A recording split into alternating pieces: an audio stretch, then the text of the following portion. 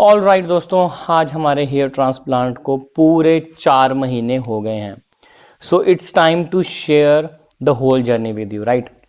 तो hair transplant मैंने DHI technique से करवाया था, आप सबको पता ही है। एंड आज 4 महीने बाद कुछ इस तरह से रिजल्ट है आपके सामने। सबसे पहले हेयर ट्रांसप्लांट के बाद आपको ऑफ कोर्स कुछ चीज़ों का ध्यान रखना पड़ता है, जैसे कि आपको मैं अभी तक हर दिन उनके रिकमेंडेड शैम्पू से सिर को वॉश कर रहा हूँ एंड हर रात को मैं मिनॉक्सिडिल लगाता हूँ। ये 2 चीज़ें तो आपको 10 महीने 11 महीने तक करनी ही करनी है। उसके अलावा मल्टीवाइटामिन्स एंड DHT ब्लॉकर खाता हूँ, लेकिन मैं फिनेस्ट्राइड नहीं खाता, ऑर्गेनिक DHT ब्लॉकर खाता हूँ, बट वो भी कभी कभी स्किप कर देता हूँ, है ना। एंड उसके जनरली मैंने कोई साइड इफ़ेक्ट्स देखे नहीं, एंड वो DHI के अपने ही हैं, तो मुझे लगता है उनके साइड इफ़ेक्ट्स होने भी नहीं चाहिए बिकॉज वो ऑर्गेनिक हैं। एंड अब मैं आपको बताता हूँ कि सबसे इंपॉर्टेंट क्वेश्चन जो ज़्यादातर लोगों के दिमाग में रहता है हेयर ट्रांसप्लांट कराने से पहले, उसकी बात कर लेते हैं। वो है कि हेयर ट्रांसप्लांट के बाद हम नॉर्मल ज़िंदगी कब से जी सकते हैं। देखो, इसमें ना फेजेस हैं बेसिकली अलग अलग। सबसे पहले 1 हफ्ते तक तो ऑफ कोर्स आपको नॉर्मल ज़िंदगी नहीं जी सकते। 1 हफ्ते तक आपको ध्यान रखना पड़ता है कि आपको सोना भी किस तरह से है। बिल्कुल सीधे से आपको सोना पड़ता है ताकि आपका प्लांटेड एरिया इम्पैक्टेड ना हो। 1 हफ्ते के बाद आप कह सकते हो कि आपकी ज़िंदगी थोड़ी सी नॉर्मल होना स्टार्ट हो जाती है। आपकी जो पेन्स, वैसे तो मुझे पेन थ्रू आउट नहीं हुई थी, मैंने कोई भी पेन किलर नहीं खाई कभी भी, बट हाँ कई लोगों को मिनिमम पेन हो सकती है, वो भी मुझे लगता है कि हफ्ते तक ही रहती है।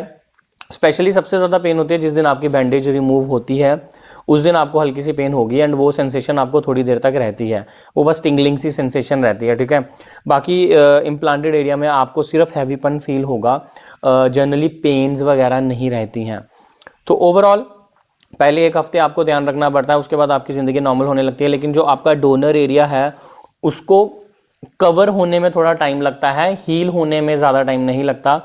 प्रॉपर हील होने में तो ऑफकोर्स 2 से 3 महीने लगेंगे, लेकिन एक नॉर्मल हीलिंग जिसके बाद आप नॉर्मल ज़िंदगी जी सकते हो, मुझे लगता है कि वो 2-3 हफ्ते के बाद हो जाता है, उससे ज़्यादा टाइम नहीं लगता। 1 हफ्ते के बाद भी आपको डोनर एरिया में ज़्यादा दिक्कत नहीं आएगी, हल्की हल्की कभी कभी सेंसेशन हो सकती है, but that is totally manageable. हाँ, अगर आप प्रेस करते हो तो उसमें थोड़ी सी पेन फील हो सकती है, वो भी सिर्फ 1 महीने तक आपको लगता है, उसके बाद तो बिल्कुल सब कुछ नॉर्मल हो जाता है।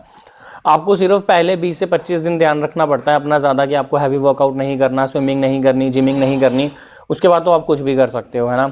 तो अब जैसे कि मेरे हेयर ट्रांसप्लांट को 4 महीने हो गए हैं, आपके सामने रिजल्ट है। 4 महीने, 3 महीने, 2 महीने मैंने आपको सारी वीडियोस प्रोवाइड करी हैं शॉर्ट्स की फॉर्म में। क्या 4 महीने बाद मैं बिल्कुल, मेरे जो हेयर हैं वो बिल्कुल नॉर्मल हो चुके हैं क्या, मतलब जैसे बाकी बाल हैं उनके साथ मिक्सअप हो चुके हैं? बिल्कुल भी नहीं। 4 महीने में मैं अपने रिजल्ट से एटलीस्ट सेटिस्फाइड हूँ कि हाँ, अगर आप फ्रंटल देखोगे तो आपको लगेगा यस यार, बाल एंड हेयर लाइन बनना स्टार्ट हो गई है। जो वो बाल्ड पैच रहता था पहले, वो अब नहीं देखने को मिल रहा। अभी बाल भी मैंने ज़्यादा बड़े नहीं करे हैं तो भी। लेकिन क्या डेंसिटी अचीव हुई है? Well, I would say density अभी अचीव नहीं हुई है।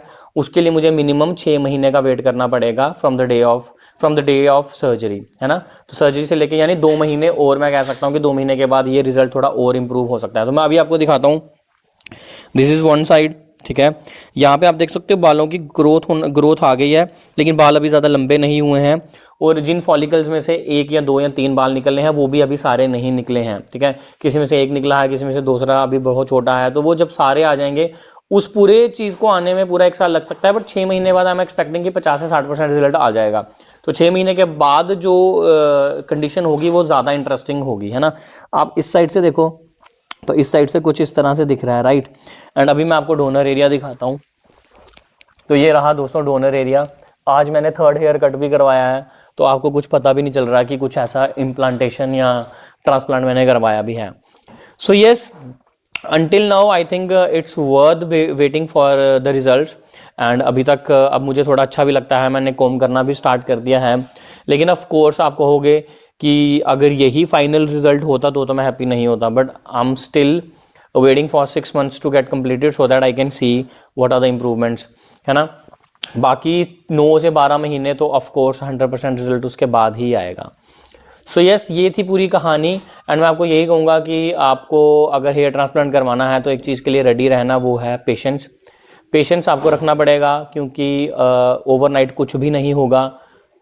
पहला 1 महीना आपका बहुत मुश्किल जाएगा बिकॉज आप ओवर थिंक करोगे चीज़ों को, दूसरे महीने में आपकी जब पहले महीने के एंडिंग में दूसरे महीने पूरे तक जब आपका शेडिंग फेज होगा तो भी आपको थोड़ी प्रॉब्लम आएगी, क्योंकि शेडिंग फेज में आपको जनरली लगता है अरे यार जो पैसा गया वो कहीं, जो पैसा लगाया वो कहीं डूब तो नहीं गया। बट शेडिंग फेज के बाद जब ग्रोथ आती है वो भी एकदम से नहीं आती, धीरे धीरे आती है, ठीक है। शेडिंग फेज के बाद थोड़े से बाल आएंगे, फिर थोड़े से बाल आएंगे, फोर्थ महीने एंड मैं कहूँगा कि तीसरे 3.5 महीने के बाद आपको हेयर लाइन दिखना स्टार्ट हो जाती है। चौथे महीने तक आप देख सकते हो कुछ इस तरह से रिजल्ट। अभी कि मेरे बाल थिन एंड स्ट्रेट हैं तो इसीलिए ज़्यादा यहाँ पे आपको स्कैल्प दिख रहा है, लेकिन अगर मेरे कर्वी या थोड़े से थिक हेयर होते तो शायद अभी तक कवर भी हो गया होता। लेकिन 6 महीने बाद मुझे लगता है कि ये सेट हो जाएगा, मैं तो ऐसा एक्सपेक्ट कर रहा हूँ। तो जो मैंने आपको चीज़ें बताई वो उन चीज़ों का ध्यान रखना कि आपको पेशेंस रखना पड़ेगा।